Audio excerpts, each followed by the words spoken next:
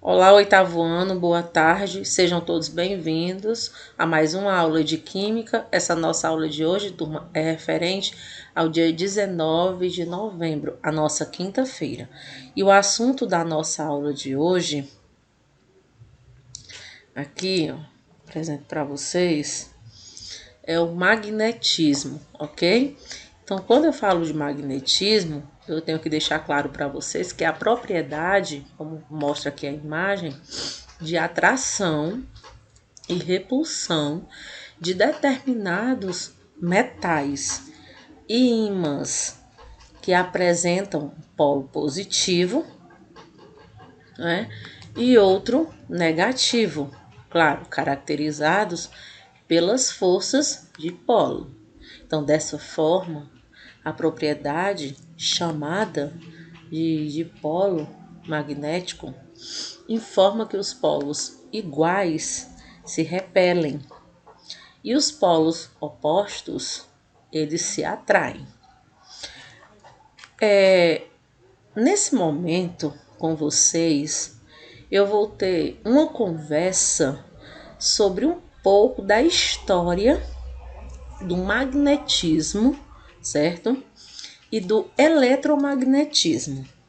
Então, sabe-se no caso aí que o magnetismo não é algo novo, certo? Então, uma vez, desde o século, no caso aí, 7 antes de Cristo, eram utilizados seus conceitos,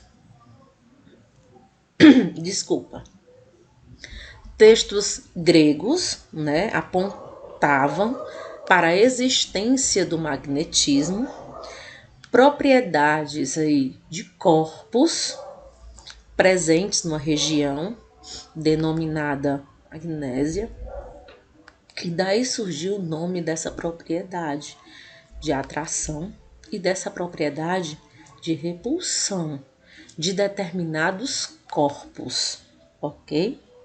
Então, Tales de Mileto, não só filósofo, mas também físico, matemático, grego, um grande estudioso dessa área, foi quem observou a atração do ímã de forma natural, a magnetita, com o ferro.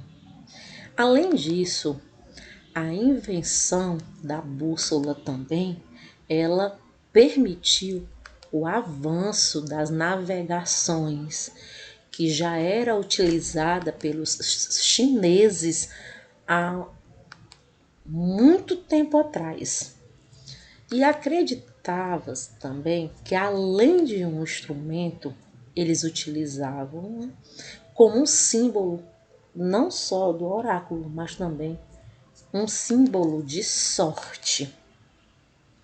E assim, deixando bem claro para vocês que alguns séculos depois, os estudos sobre o magnetismo e o eletromagnetismo foram se expandindo, ocupando um campo bem maior com relação à informação.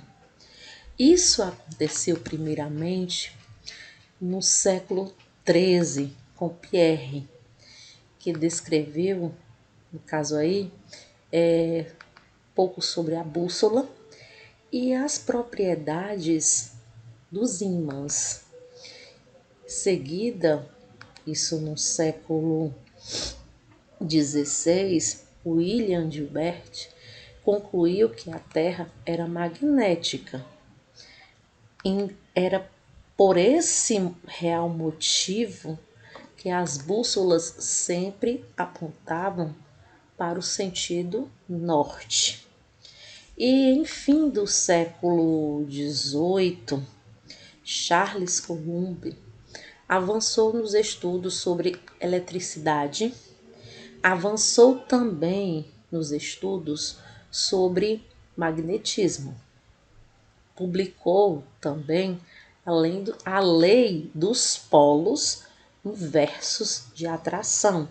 Publicou a lei dos polos de repulsão também, entre cargas elétricas existentes ali.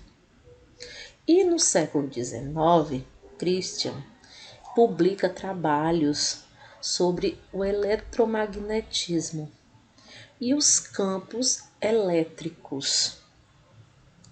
Logo depois, Ampère realiza pesquisas sobre correntes elétricas nos ímãs.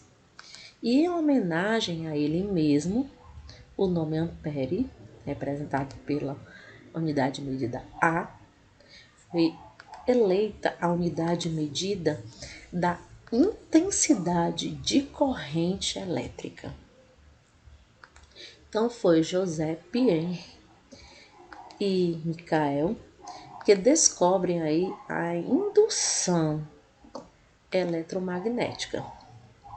Então, em 1865, esse ano ele foi um marco da era da eletricidade com a invenção do dínamo. E por meio da indução eletromagnética, o dínamo converte a energia mecânica em energia elétrica. Verificando aqui também a questão do ímã, né? Então, o ímã ou magneto é um corpo magnético, no caso aí, ferro magnetizado, né? Rochas magnetizadas de polo, ou seja, possui dois polos. Um dos polos é positivo e o outro é negativo. Eles possuem a propriedade de atrair outros corpos, né, ferromagnéticos. São encontrados na natureza em alguns minerais com propriedades magnéticas. Por exemplo, a magnetita, ímã natural que atrai o ferro. Por outro lado, há o processo de fabricação dos ímãs artificiais, chamada de imantação, o qual ao corpo neutro é conferida a propriedade de atração magnética. Então, note que o ferro e algumas ligas metálicas são corpos que se imantam de forma fácil, ou seja, mais facilmente. Por isso, os ímãs artificiais são muito importantes na fabricação de aparelhos eletrônicos, geradores elétricos, bússolas, dentre outros. Com relação ao magnetismo terrestre, o planeta Terra é considerado um grande ímã, dividido em dois polos, norte e sul, assemelhando-se aí à propriedade de polo magnético. Então, essa descoberta foi feita no século XVI, a partir das pesquisas do físico inglês William. Foi percebido aí que o polo norte é o campo magnético que sempre atrai a bússola, o que explica que a Terra comporta-se, no caso aí, como um grande ímã que exerce uma força de atração sempre na direção norte, ok? Então, turma, eu deixo aqui registrado para vocês um grandioso abraço meu, da professora Sádiva, e até o nosso próximo encontro.